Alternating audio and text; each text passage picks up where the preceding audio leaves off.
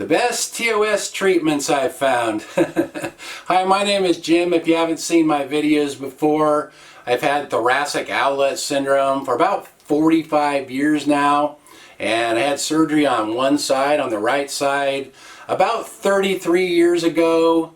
And kind of made me worse, so I never had the other side done. Although I have come up with found things over the years that have kind of helped me improve. Mainly, the main things that have helped me are joint mobility exercises, self-massage, and vacuum cupping. I would say those are the three biggest things that have helped me. But I kind of made a list of some of the other things I've tried over the years just to kind of give you guys a rundown, and I'll kind of give you my opinion on that. So chiropractic was where I started out because I also have lower back problems. I've had 3 lower back surgeries, and the last one was a 2-level fusion, levels L4, 5, and L5S1. And that last surgery was the best one I had.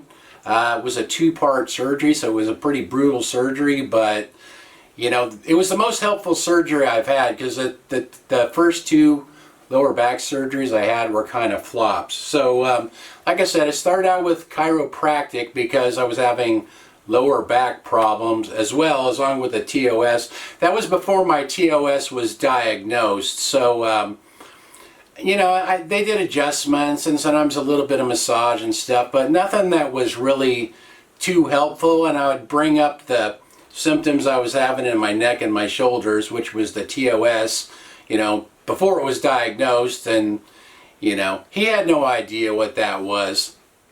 He always just told me I had really tight muscles and told me I was overworking myself. Actually, we had a dairy ranch, so what really messed me up was milking the cows. You have to squat down and then reach out in front of you to, wash the cows and put the milking machines on them and all that. So that constant reaching forward really screwed me up. I did a lot of weightlifting when I was younger too. That probably didn't help, but once I started, I started working on the ranch when I was 18 years old, as soon as I got out of school. But that's when I really started having the problems, with the TOS, and my neck, shoulders and my neck, the muscles in my neck and my shoulders would just get really, really tight.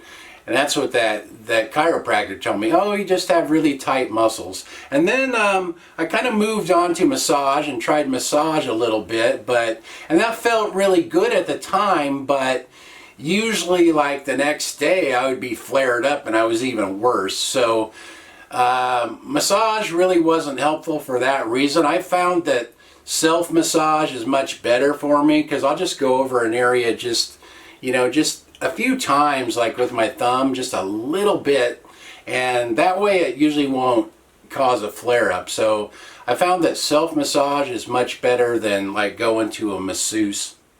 Acupuncture is another thing I did try a little bit, and that would, they stick all the little needles in you, and I felt like that would relax me a little bit, but it wouldn't last. So and you have to pay for that. Actually, what I like a lot better than that is vacuum cupping, and I can do that myself. I have a vacuum cupping set that I bought. I've actually had several of those sets, but what I'll do is take a cup and just put it right on the tight area, and just you pump the cup up, pump some air, and it sucks the air out of the cup and kind of causes a vacuum, and your skin and your muscles get sucked up into that cup. It's kind of strange, but it really is helpful at relaxing the muscles. Another thing is diet and supplements.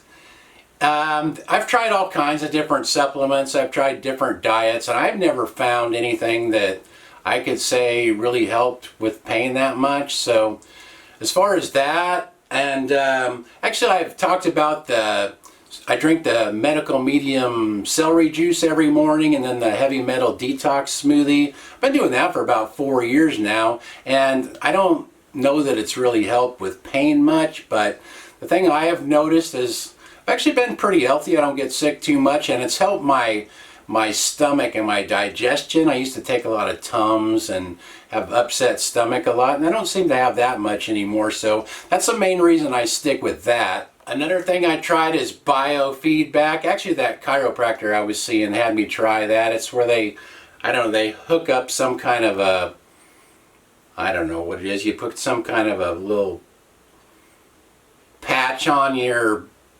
arm or chest or something. I can't remember exactly how it works, so I could be wrong. It seems like there was this little meter thing you watch, and if you relax, the meter would go up or down one way or the other. I can't remember exactly, but all I remember was it wasn't helpful. So so no big thing there. And then also another thing I tried was a TENS unit, which was something sort of similar to that. But what I remember about that is you put this like electrode or something on the, you know, on the area that was painful, but it would pulsate, and that would just make my muscles tighten up more, so that wasn't helpful either.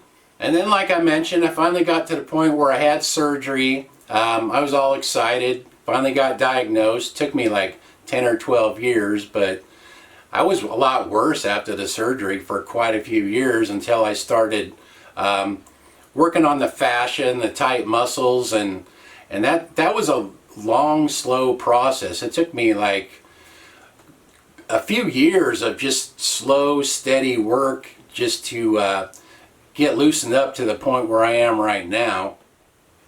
I also wrote down aging here. How is it? How is how does the pain with aging? Actually, I think in my case, I've actually gotten a little bit better with age, and I think it's mainly because the mobility exercises, the cupping, the self-massage, those things, I've just gotten loosened up more than I used to be, so I feel like it's helped with the pain overall. I mean, I've seen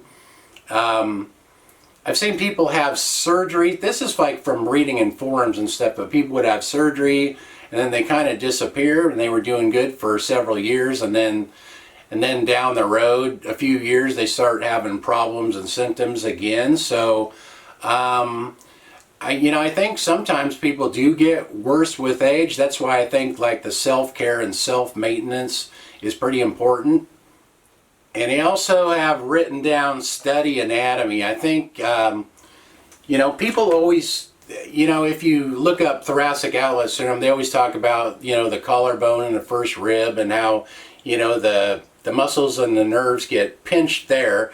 That's part of it, but I also think the longer you have it, it affects more of your body. I think because you have like fascia that runs, all across your body. You have the individual muscles, then you have fascia that runs, all across and through them.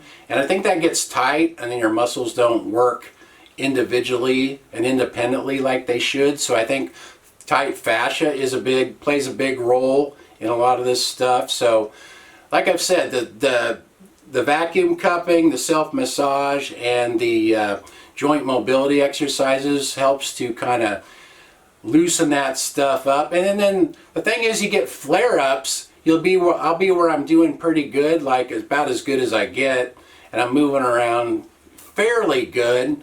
And then I get a flare-up, and then you get real stiff and you get real tight, and then you kind of have to start all over again and loosen that up again. So it's just like a constant up and down battle. So those are just a few of the things I've tried and have experience with. I don't know if that's helpful for anyone, but if you have any questions, just leave them in the comments. Thanks for watching. See you guys next time.